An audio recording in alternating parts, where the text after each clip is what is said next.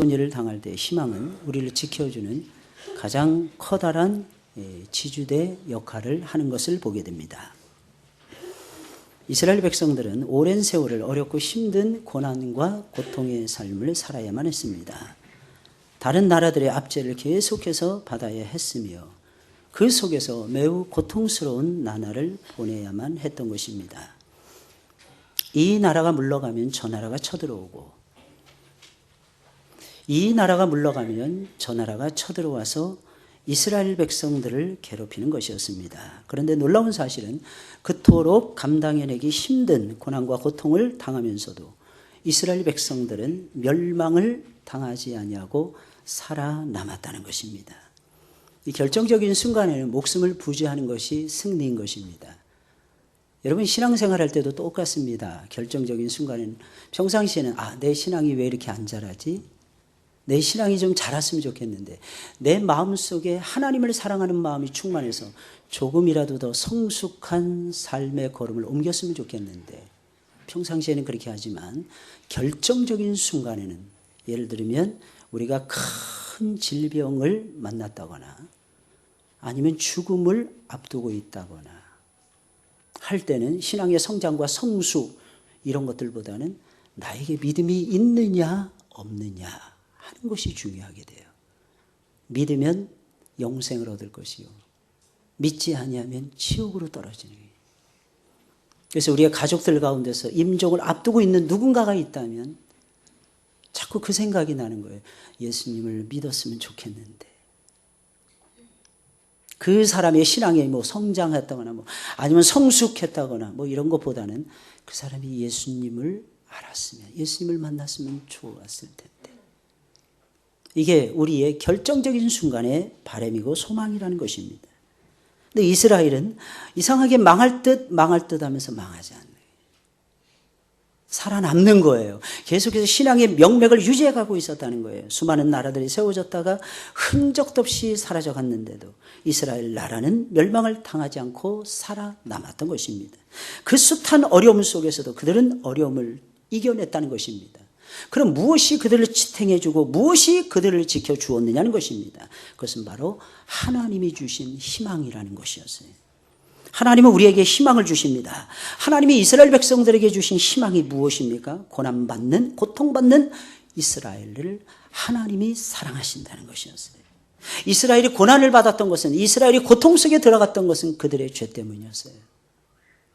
하나님이 미워하시는 우상을 가까이 하고 하나님이 싫어하는 간음의 죄를 범하고 하나님이 싫어하는 뇌물 수수의 죄를 범하고 부정하고 음란하고 부정직하고 저울을 속이고 거짓말하고 이런 죄가 이스라엘 전체를 휘감을 때 하나님은 그들을 이방인들을 들어서 심판하실 수밖에 없었다는 것입니다. 그런데 신기한 것은 그로 인해서 고난받는 이스라엘 백성들은 하나님이 여전히 사랑하고 계셨다는 것입니다. 여기에 이스라엘의 희망이 있는 거예요. 하나님이 이스라엘을 사랑하시기에 언젠가는 그들을 건져내서 자유를 줄 것이고 사랑을 베풀어 주실 것이며 온갖 영적인 복, 온갖 육적인 복을 주신다는 것이었습니다.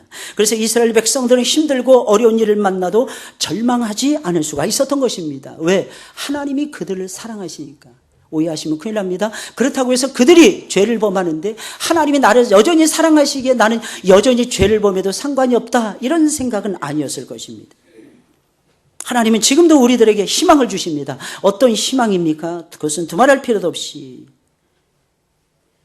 말로 다 할 수 없는 죄를 범하고 있는 우리들인데 하나님은 그런 우리들을 물리치지 아니하시고 여전히 거룩하신 하나님께서는 우리를 사랑하고 계신다는 것입니다.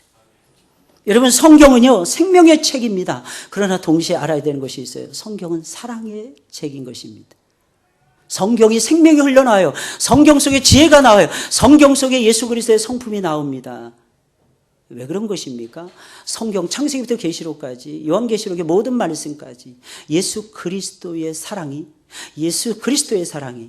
예수 그리스도의 십자가의 저주스러운 죽음의 그 피를 통해서 뚝뚝 계속해서 떨어지고 있기 때문인 것입니다.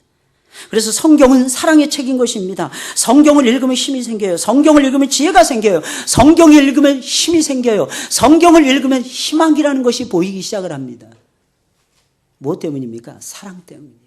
하나님이 거기다가 사랑을 얹혀주신 거예요.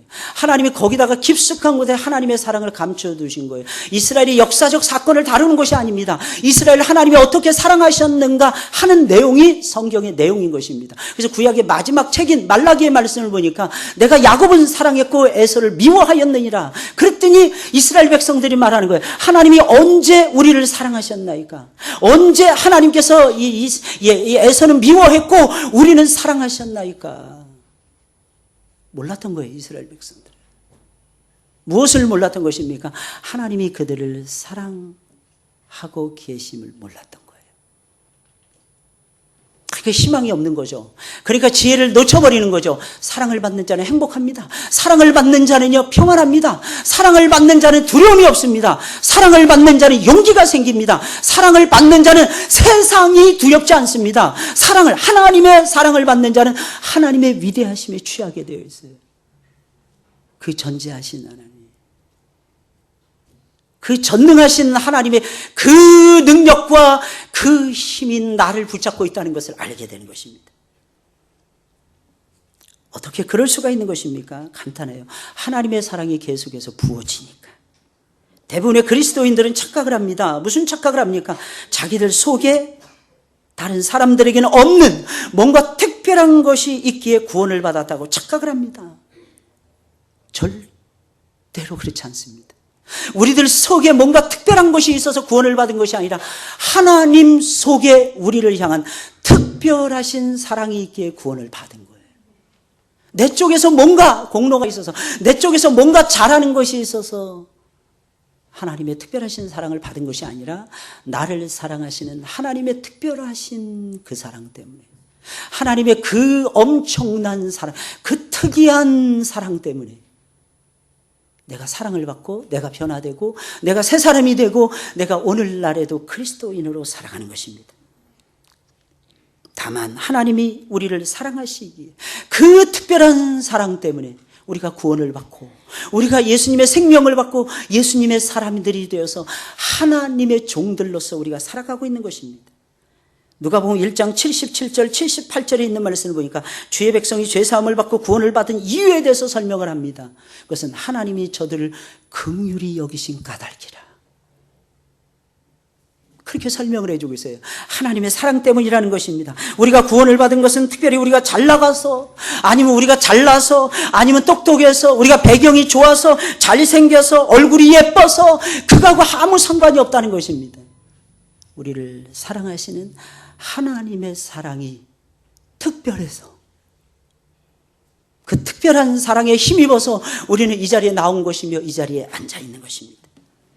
그렇다면 하나님의 사랑이 우리의 희망인 거예요. 우리 성도들의 유일한 희망 무엇입니까? 하나님 아버지의 사랑하심입니다. 이 사랑을 오늘도 덧입고 희망을 가지고 살아가시는 여러분들이 되시길 주의 이름으로 축원을 드립니다. 이처럼 사랑이 많으신 하나님이 우리들에게 들려주시는 귀한 말씀, 긍휼히 여기는 자가 복이 있으니 긍휼히 여기는 자가 되라.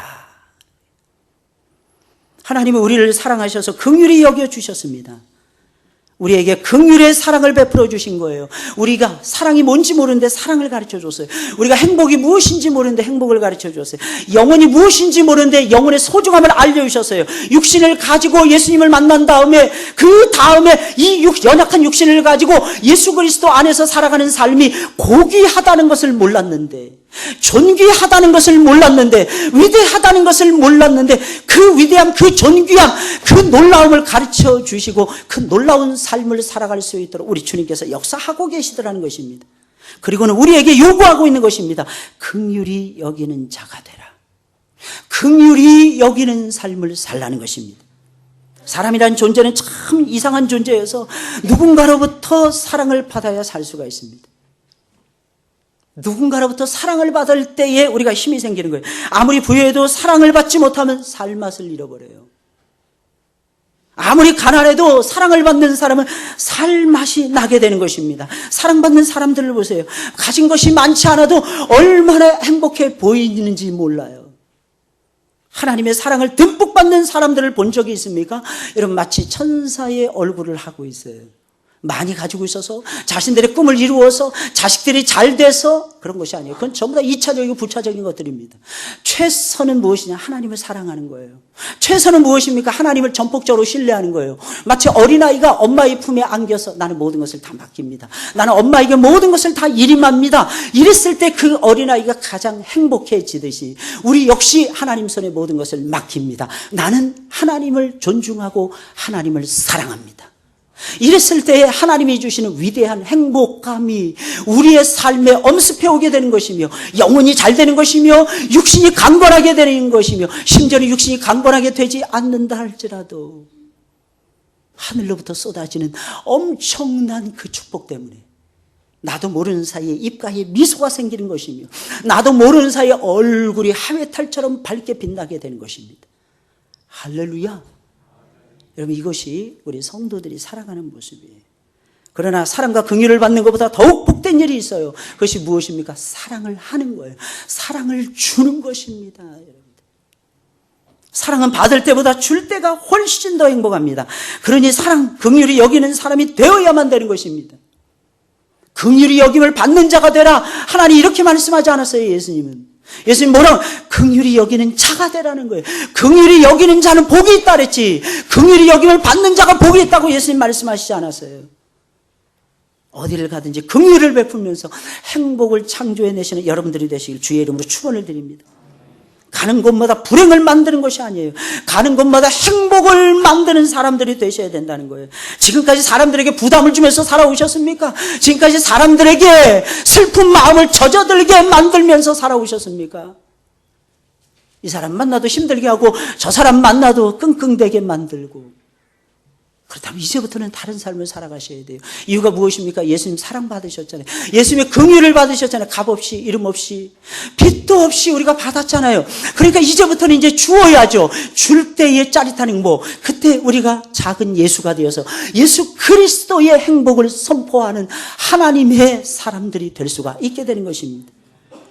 지금까지 하나님과의 관계에서 복이 무엇인지 말씀하신 주님, 방향을 바꿉니다. 다른 사람들과의 관계에서 복이 무엇이냐, 이것을 우리 주님께서 말씀하시면서 첫 번째로 긍휼히 여기는 자가 되라고 말씀하고 있는 것입니다. 복된 삶을 살고 싶습니까? 긍휼히 여김을 받지 마시고 긍휼히 여기세요. 근데 신기한 것은 하나님이 긍휼히 여기신다는 거예요. 또한 사람들도 긍휼히 여겨준다는 것입니다. 이 세상에서는 사랑하는 것보다 더 값진 것은 없다는 것입니다. 사랑하는 여러분들, 오해하시면 큰일 납니다. 이 말이 아름답기 때문에 여러분들에게 들려주는 것이 아닙니다. 첫째는 이 말씀이 하나님의 말씀이기 때문에 들려주는 것이고, 두 번째는 이 말씀이 진리이기 때문에 여러분들에게 들려드리는 것입니다. 사랑을 받을 때 아직도 행복함을 느끼십니까? 줄 때보다.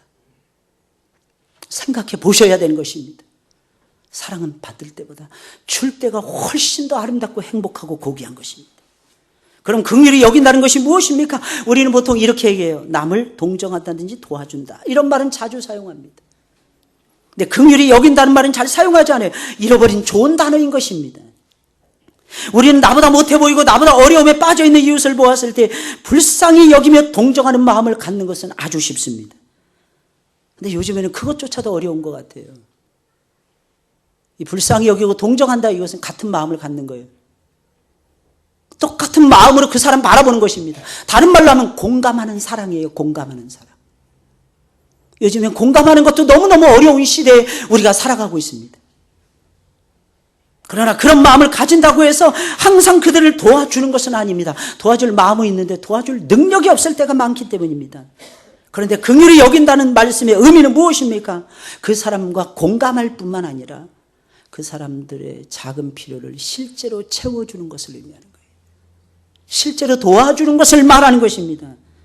사랑은 주는 것이라 그랬잖아요. 사랑은 돕는 것이라고 했잖아요, 여러분들. 하나님의 도움을 우리가 받고 살아가고 있잖아요. 그렇다면 우리도 아낌없이 주어야 될 것입니다. 단순히 불쌍히 여기는 것은 긍휼히 여기는 것이 아니라는 것입니다. 불쌍히 여기고 돕는 자리에까지 가셔야 된다는 것입니다. 실제적인 도울 수 있는 능력까지 장착을 하고 도움을 실제적으로 주는 것을 가리켜서 긍휼히 여긴다고 말하는 것입니다. 다시 말씀드리는데 여기서의 긍휼이라는 것은 단순한 긍휼만을 의미하는 것이 아니라 성경에는 자비로움까지 포함되는 단어라는 것입니다. 자비는 무엇입니까? 실천적인 사랑을 얘기하는 것입니다. 이것이 하나님의 긍휼이라는 것입니다. 우리는 이미 하나님의 긍휼을 받은 사람들이잖아요. 그러니 우리도 긍휼히 여기셔야 되는 거예요. 그리고 우리의 부족까지 하나님이 채워주고 계시잖아요. 그러니까 우리도 다른 사람들의 부족을 채워주셔야 되는 것입니다. 그러므로 우리는 마땅히 다른 사람을 긍휼히 여기는 사람들이 되셔야 되고, 어떻게 됩니까? 나의 죄를, 나에게 죄를 범하는 자들도 용서해 주셔야 되는 것입니다. 나에게 잘하는 사람들만 사랑하는 것이 아니라 나에게 못하는 사람들까지라도 사랑해 주어야 돼요. 예수님의 마음으로 이해해 주어야만 되는 것입니다. 고통을 당하는 자들과 배고픈 자들을 예수님의 마음으로 위로해 주시고 배려해 주셔야 되는 것입니다. 당신은 왜 그렇게 가난하게 사십니까? 당신이 가난하게 사는 것은 부지런하지 못하기 때문입니다. 내가 신문을 보니까 어떤 사람들은 보니까 폐지를 주셔서도 1억 원, 2억 원씩 기탁하고 죽어가는데 왜 당신은 가난해서 맨날 손만 벌립니까? 이렇게 말하는 것은 긍휼이 아니라는 것입니다. 얼마나 힘들면, 얼마나 어려운, 노력하지 않으려고 하는 사람이 누가 있겠어요? 게다가 우리 한국 사람들만큼 부지런한 사람들이 어디 있습니까? 눈만 뜨면 일하러 가려고 그러잖아요. 눈만 뜨면 움직이려고 하는 족속이 우리 대한민국 족속들입니다. 심지어는 밤도 가리지 않고 일을 해요. 밤낮도 구분 없이 일하는 세계에서 일벌레, 일본 사람들이 가는데 일본 사람 저리 가라고 우리가 일을 할 때가 참 많지 않나요? 그런 사람들이 가난하게 살 때 우리는 이해해 줘야 돼요. 마음으로 아파해 줘야 돼요. 조금만 기다리세요. 조금만 집사님 참자고요. 집사님처럼 기도 많이 하는 분들도 가난해질 수 있다는 것을 통해서 하나님이 우리를 위로해 주시는 것 같아요. 사랑이 흘러가네, 사랑이. 우리는 걸핏하면 왜 못했습니까? 왜 이것을 감당 못합니까? 이럴 때가 많아요. 저도 그런 마음이 들 때가 정말 많습니다. 그때 진정한 사랑은 기다리는 거예요. 하나님, 지금 못하면 다음에 하겠죠. 지금 안 되면 다음에 되겠죠. 아이들이 공부를, 거봐, 네 아빠 닮아서 너는 공부를 못해. 공부는 부모의 머리를 안 담는 데입니다. 다행이죠. 할렐루야. 참 다행인 것 같아요. 저 우리 아이들 태어나서 감사했어요. 몇 가지 감사해요. 그 중에 하나가 저를 안 닮아서 감사했습니다. 저를 안 닮아서 감사했어요. 할렐루야. 저를 닮았으면 이 불행해질 텐데. 저는 그다지 복된 가정에서 태어나지 못했고 그다지 복된 청소년기를 보내지도 못했고 예수님 만나서야 비로소 복이라는 것이 무엇인지 깨달았어요. 근데 우리 아이들은 뱃속에서부터 깨닫고 나오니까 야, 너네들은 참 복이 있다. 게다가 얼굴도 저를 안 닮았어. 와, 할렐루야. 할렐루야. 하나님 정말 감사합니다. 하나님. 누가 그러시더라고요. 목사님 딸들은 어쩌면 목사님과 사모님의 좋은 부분만 다 타고난 것 같아요. 할렐루야. 이게 다행이죠. 안 닮는 게 진짜 다행이에요. 나쁜 건 안 닮고 또 좋은 건 또 닮아야 되겠죠. 이 긍휼히 여긴다는 게 그런 거예요. 마음을 갖잖아요. 마음을. 욥의 세 친구는 처음에 욥과 마음을 함께합니다. 일주일을 침묵을 합니다. 그때 욥이 얼마나 위로를 받았을까? 상상이 가십니까? 우리는 분명히 다른 사람을 긍휼히 여길 만한 그릇이 못 됩니다. 내 코가 석저인데 누구를 긍휼히 여겨요? 하지만 주님은 능력도 없는 우리들에게 요구하십니다. 긍휼히 여기는 자가 되라. 이 무슨 말이겠어요? 내가 세상을 변화시키는데 너희의 변화가 필요하다. 내가 이 세상을 바꾸기를 원하는데 너희의 긍휼이 필요하다. 사람들은 너희를 통해서 나의 사랑을 보기를 원한다. 사람들은 너희를 통해서 나의 긍휼을 알기를 원한다. 주님은 말씀하시는 거예요. 긍휼히 여기는 자가 되라. 하나님은 인정하고 계시는 것입니다. 너희는 충분히 긍휼히 여길 줄 아는 사람들이니라. 그런데 우리는 없다고 우길 때가 많은 거예요. 답답하죠. 분명히 하나님은 우리에게 긍휼의 마음을 먼저 주셨어요. 그리고 우리에게 요구하시는 거예요. 너희가 긍휼히 여기는 자가 되거라. 분명히 우리는 다른 사람을 책임질 수 있는 사람들이에요. 왜? 예수님이 그렇게 말씀하고 계시니까. 하나님의 백성들은 거짓을 말한다거나 살인을 한다거나 간음을 저지른다거나 도둑질은 하지 않습니다. 그러나 거기서 만족해서는 안 돼요. 악한 것을 안 하는 데서 만족해서는 안 됩니다. 그리고 이방인들도 그렇게 하더라고요. 우리의 수준은 악한 일을 하지 않는 것에 멈춰서는 안 된다는 것입니다. 주님의 마음을 품으셔야 돼요. 그리고 좀 더 적극적으로 주님을 사랑하셔야 돼요. 그리고 좀 더 적극적으로 다른 사람들을 불쌍히 여기셔야 됩니다. 그게 신앙의 세계예요. 내 마음을 너희들에게 주고 싶다는 거예요, 주님께서. 그래야 너희가 진정 행복을 깨달을 수 있다. 처음에 제자들은 착각을 했어요. 예루살렘으로 올라갑시다. 어느 날 한 2년 지나서 예수님이 예루살렘으로 올라가시는 거였어요. 제자들은 깜짝 놀랐어요. 예루살렘에 올라가면 진짜 좋겠다. 바리새인이 기다리고 사두개인들이 기다리고 서기관들이 기다리고 장로들이 기다리고 그들과 연합해서 예루살렘의 새로운 나라를 세우자. 그런데 예수님은 그들과 싸우시는 것이었어요. 이해할 수 없었어요. 연합할 줄 알았는데 오히려 싸우는 거예요. 그들의 화를 돋구시는 거예요, 예수님께서. 사실은 화를 돋구는 게 아니라 그들의 죄악에 대한 하나님의 정죄였습니다. 말씀이 있는 자들이었고, 그때 당시에는 말씀이 있는 곳이 예루살렘밖에 없었거든요. 근데 말씀이 있는 사람들이 성령의 역사에 순종을 하지 않는 것이었어요. 하나님의 마음조차도 헤아리지 못하고 있었어요. 그때 예수님은 헐고 내가 다시 세우리라. 아모스가 외쳤던 것처럼. 그것도 너희들을 통해서 다시 세울 것이니라. 그런데 너희들조차도 무너질 것이니라. 나 홀로 십자가를 짊어지고 가게 될 것이니라. 너희가 다 나를 버릴 것이니라. 지금 사순절을 지나가고 있지 않습니까? 그 모습이 내 모습이에요. 그 모습이 바리새인들의 모습이 아니에요. 그 모습이 사두개인들의 제상들의 모습이 아니래요. 근데 놀라운 사실은 성령을 다시 던져보니까, 성령의 눈으로 자신들을 보니까, 성령의 눈으로 세상을 보니까, 성령의 눈빛으로 하나님의 나라를 보니까 다시 보이기 시작을 하는 거예요. 그 보좌 위에 앉아 계신 예수님이 보이는 거예요. 그 예수님의 마음이 사랑하는 제자들에게 넘치도록 흘러가고 있다는 것도 보이는 거예요. 그리고 1세기도 안 돼서 전 세계에 흩어져서 복음의 나팔수가 되어서 외치기 시작합니다. 무엇을? 그리스도의 십자가, 그리스도의 부활을. 놀라운 사실은 전 세계가 변화되기 시작합니다. 전 세계에 하나님의 교회가 세워지기 시작을 해요. 만약에 예수님께서 예루살렘에 있는 사두개인들과 바리새인들과 타협을 하고 협상을 벌이고 한마음 한뜻이 된다고 했으면 아마 예루살렘을 복음은 못 넘어갔을 것입니다. 멈춰져 있었을 거예요.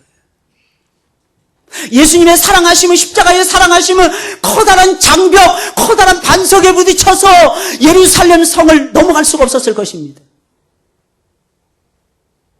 근데 놀라운 사실은 그들이 안 되고 그들이 타락하고 하나님 앞에 손들고, 하나님 우리의 힘으로는 안 됩니다. 주께서 함께 하셔야 됩니다. 주님이 당신의 교회를 세워가셔야 주님의 교회가 세워질 수가 있는 것입니다. 내 교회가 아니고 그리스도의 교회이고 하나님의 교회입니다. 그러자 하나님의 교회가 세워지기 시작을 하는 거예요. 한 번 회개하는데 예루살렘에서 5,000명, 두 번째 회개하는데 3,000명, 흩어졌던 모든 무리들이 마치 예수님의 제자 12명의 제자들이 다시 세워지고 오순절 성령 강림을 받고 수많은 사람들의 무리 앞에서 두려움 없이 하나님의 복음을 선포하자. 그동안에 예수님을 따라왔던 수많은 군중들, 그러나 예수님이 십자가에 못 박았던 그 사람들이 다시 은혜의 자리로 나오는 거예요.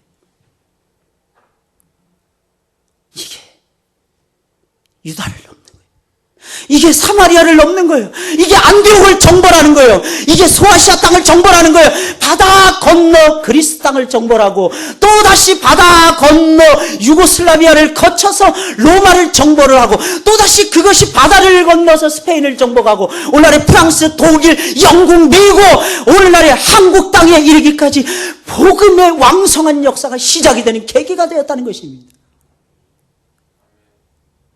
여러분, 이게 하나님이 추구하시는 역사적 방법인 것입니다.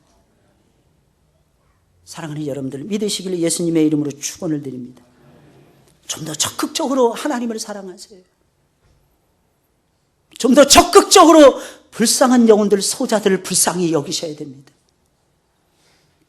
두 달이 지나갔어요. 그리고 3월 첫째 주를 우리가 지나가고 있습니다. 3.2절을 보냈어요. 하나님이 이 땅에 해방을 주시고 하나님이 이 땅에 자유를 주시고 하나님이 이 땅을 번성시켜 주셨습니다. 무엇 때문에? 우리는 질문하지 않을 수가 없어요. 왜 하나님께서 하늘문교를 이 땅에 세워주시고 하필은 사통팔달인 시흥대로의 한복판에 하나님이 세워주셨을까? 저는 확신하건대 세계로 뻗어나가라고 하나님이 주신 자리입니다. 우연이 없다 그러잖아요. 하나님의 교회가 옮겨다니는데 우연이 어디 있습니까, 여러분들? 어떻게 역사적인 해석을 하시렵니까? 어떻게 역사적인 사명을 발견하시렵니까, 여러분들? 2달이 지나갈 동안 혹시 한 영혼, 하나님 이 영혼만큼은 내가 구원하겠습니다. 이 영혼만큼은 예수님 앞으로 데려오고 싶습니다. 이 영혼이 변화될 때까지 하나님 내가 기도를 멈추지 않겠습니다. 이러면서 2달 동안 지내오셨습니까? 아니면 너무나도 수동적으로 하나님 보내주신 거 말면 많은 거고 나에게 주어진 사명을 내가 감당하면 감당이 되는 것이고 못하면 그만이고 이렇게 시간을 보내고 계시진 않습니까? 깨어나시기를 주님의 이름으로 축원을 드립니다. 그런데 문제는 어떻게 다른 사람들을 긍휼히 여기며 도와주느냐는 것입니다. 남을 위해서 살아야 된다고 하는데 내가 가진 거 다 팔아서 그들을 위해서 해주고 나는 쫄쫄이 굶어야 되는 것입니까? No, 성경은 그렇게 말하고 있지 않아요. 순서가 있어요. 첫째는 영적인 겁니다. 가장 중요한 것은 영적인 거예요. 우리는 사람을 볼 때 외모나 학벌이나 나이를 보기 전에 그 사람이 하나님 믿는 사람인지 아닌지부터 보셔야 돼요. 그리고는 그들에게 가장 필요한 예수 그리스도를 소개해 주셔야 됩니다. 예수님을 소개하시는 여러분들이 되시길 주의 이름으로 축원을 드립니다. 신기한 건 우리가 예수님 만났는데도 예수님을 설명하지 못한다는 거예요. 예수님 만났는데도 예수님을 설명하지 못해요. 이상하죠. 예수님의 사랑을 받았어요. 근데 예수님의 사랑을 나타내지 못해요. 신기하죠. 그러나 우리는 나타내면서 살아가셔야 돼요. 가장 중요한 것은 긍휼히 여긴다는 것은 먼저 영적인 필요를 채워주는 것을. 세상에서 출세하고 세상에서 잘된 거 중요합니다. 이 세상에서 사람답게 살려면 세상에서도 잘 되셔야 됩니다. 먹을 것이 없어가지고 쫄쫄이 굶어보세요. 인간의 품이 순식간에 사라져버립니다. 설국 열차 보셨잖아요. 그 자그마한 열차 속에서도 권력이 나오고 그 자그마한 열차 속에서도 비밀이 나오고 KGB와 법원간의 CIA와 버금간의 암투가 벌어지고 사람들이 모이는 곳에는 다 그런 일들이 벌어지는 거예요. 그러나 사랑하는 여러분들, 가장 소중한 것이 무엇인지를 찾아내셔야 돼요. 무엇입니까? 영혼이 예수님을 만나서 새로워지는 거예요. 많은 것을 하나님이 깨닫게 하셨습니까? 그렇다면 여러분들은 많은 것을, 영적인 것을 나누셔야 됩니다. 나만 가지고 있으라고 하나님이 주신 깨달음이 아니기 때문에 다른 이로서는 구원을 얻을 만한 이름이 없나요? 천하 인간에 그럴 만한 이름을 주신 적이 없어요. 그 이름은 예수입니다. 할렐루야. 예수님을 나누어 주셔야 된다는 거예요. 그래야 그들이 진정 영혼의 만족을 누리며 행복한 삶을 시작할 수 있어요. 또한 여기서 긍휼히 여긴다는 것은 불쌍한 영혼들을 보았을 때 그들에게 가장 필요한 것이 무엇인지 살펴서 작은 필요부터 챙겨주는 것입니다. 실제로 그들을 위해서 시간을 내고 주머니를 여는 것입니다. 그들이 무엇을 필요로 하는지 살핀 후에 그들의 작은 필요를 채워주는 것입니다. 그러다 보면 때로는 속기도 합니다. 그러다 보면 때로는 상처를 입기도 할 것입니다. 나는 기쁨으로 주었는데, 나는 아무런 계산 없이 주었는데 그 사람은 계산하고 있는 거예요. 그 사람은 그거 가지고 또 나쁜 짓 하는 거예요. 이랬을 때 마음이 얼마나 힘들겠습니까? 그러나 그래도 해야 되는 것입니다. 예수님은 우리에게 하나님의 사랑을 보여주기 위해서 자신의 전부를 내어주셨잖아요. 진정 우리가 예수님을 섬기는 사람이라면 우리가 가진 전부를 다른 사람들에게 주지는 못할 망정, 그 사람들이 요구하는 작은 필요 정도는 채워주셔야 되는 것입니다. 그러다 보면 손해도 입을 것입니다. 그러나 아십니까? 사랑은 참으로 다 주는 거. 우리 맨날 배웠잖아요. 어렸을 때 줄기차게 불렀던 거잖아요. 제가 보니까 옛날 어르신들, 제가 처음에 예수 믿었을 때 교회 갔더니 천사들이 득실득실 거리더라고요. 진짜 많았어요. 근데 요즘엔 교회 속에 천사를 찾아보기가 어렵습니다. 천사들이 많다는 것을 잘 새겨 들으셔야 돼요. 어려움이 누가 있잖아요. 그럼 슬그머니 와서 주머니에다 돈 찔러줍니다. 힘들죠? 힘내세요. 혹시 쌀은 팔았어요? 혹시 청년들에게 묻습니다. 혹시 등록은 했어요?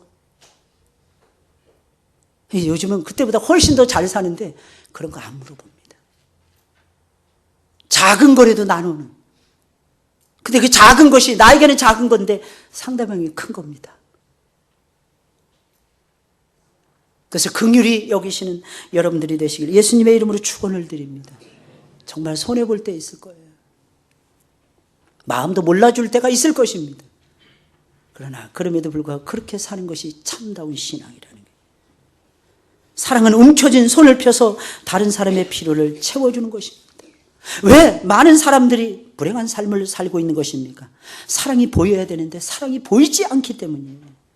그러니 우리는 보이는 사랑을 해야 되는 것입니다. 작은 필요를 채워주면서 예수님에게는 줄인 자들에게 먹을 것을 주는 것이 작은 필요를 채워주는 것이었고, 병든 자들, 그때 당시 의사 선생님들이 많지 않았기 때문에 병든 자들의 질병을 예수님은 고쳐주는 것이 작은 필요를 채워주는 것이었어요. 그런 은혜를 가리켜서 부스러기 은혜라고 얘기해요. 진정한 은혜는 천국 가는 은혜예요. 영혼이 구원받는 은혜가 부스러기 은혜가 아니라 진짜 은혜입니다. 부스러기 은혜는 무엇입니까? 이 세상 살아가는데 아주 작은 필요한 것들이세요. 질병에 걸렸을 때 고침을 받고, 돈이 없을 때 하나님 돌보게 하시고, 이러는 모든 은혜, 이런 은혜를 가리켜서 부스러기 은혜라고 이야기를 하는 겁니다. 여러분들은 진정한 사랑하시고 진정한 은혜를 만끽하시길 주님의 이름으로 축원을 드립니다. 예수님께서는 분명히 다른 사람을 긍휼히 여기는 사람이 복 있는 사람이라고 말씀하셨어요. 왜 그런 것입니까? 긍휼히 여기는 사람은 긍휼히 여김을 받기 때문입니다. 긍휼히 여기는 사람에게 예수님이 주신 약속이 있었어요. 무엇입니까? 긍휼히 여김을 받는다는 것이었어요. 다른 사람을 긍휼히 여기는 일은 여간 힘든 일이 아니에요. 그래서 긍휼히 여기는 일을 시작하자마자 손들잖아요. 선한 일을 하려고 딱 시작했는데 시험에 들게 할 때가 진짜 많죠. 그건 상대방이 나를 괴롭힌다기보다는 내 속이 그래서 그런 거예요. 내 속이 안 좋으니까 그걸 받아들이지 못하는 거예요. 우리 예수님이 잘 바꿔서 생각해 보자고요. 우리 예수님께서 우리에게 오셔서 인격적으로 우리를 대하지 아니하시고 우리를 사랑하시고 복 주시는데 사랑과 축복을 인격적으로 주시지 않아요. 야, 먹고 떨어져. 이런 식으로 예수님이 주셨다면, 사랑하는 여러분, 우리가 그거 받을 수 있었을까요? 로마서 5장에 있는 말씀을 보니까 하나님께서 우리를 사랑하셨습니다. 언제? 원수 되었을 때. 언제? 죄인 되었을 때. 언제? 연약했을 때.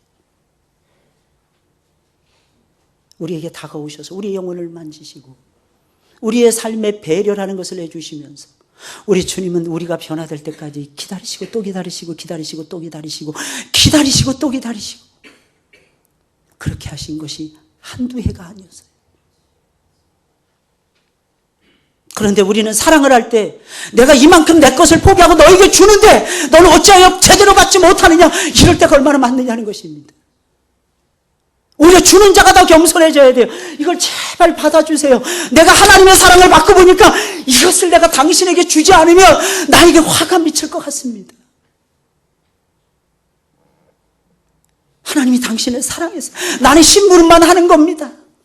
내 사랑을 받아줘 이것도 아니에요. 나는 당신을 사랑할 자격이 없어요. 그런데 하나님이 나를 사랑하시고 그대를 사랑할 수 있도록 하나님이 나에게 충동질하시기에 내가 이 자리에 와서 하나님의 이름으로 그대를 사랑하고 있는 겁니다.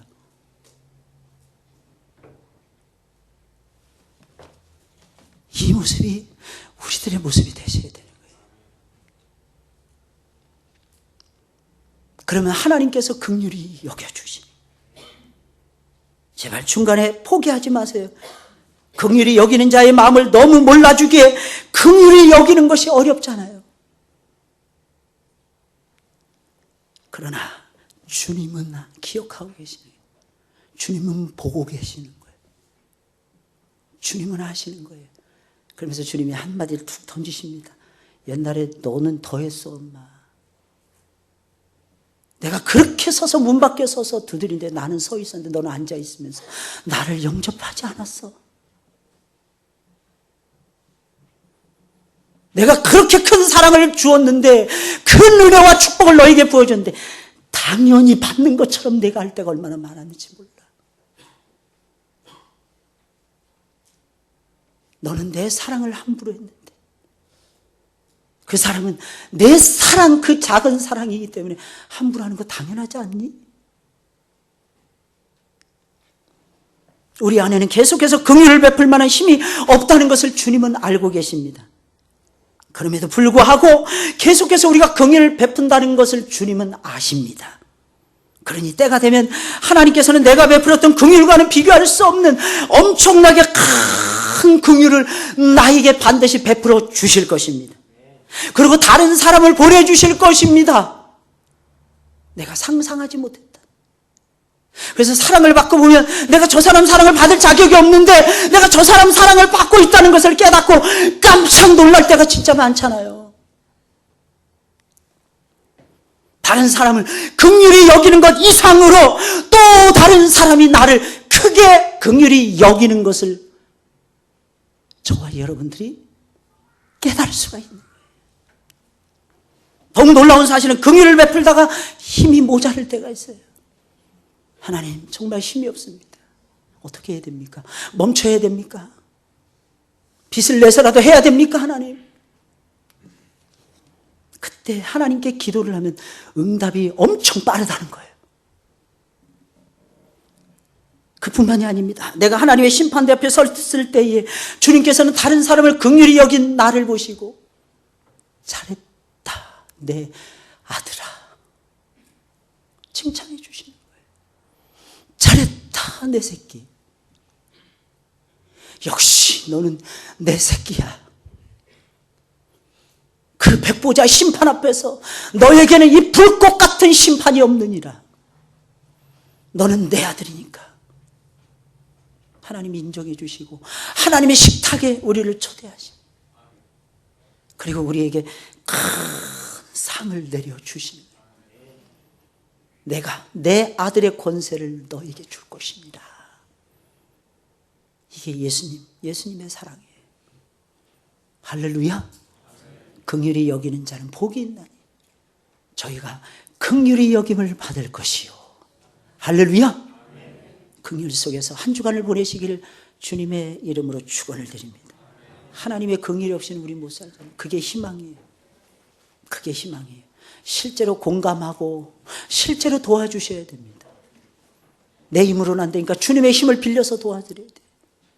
주면서도 주님을 대신해서 하는 게 놀라운 역사 앞에 하나님께서는 여러분들을 들어서 귀중하게 사용하게 될 것입니다. 기도하겠어요. 하나님 감사합니다. 이 시간에 하나님께서 은혜를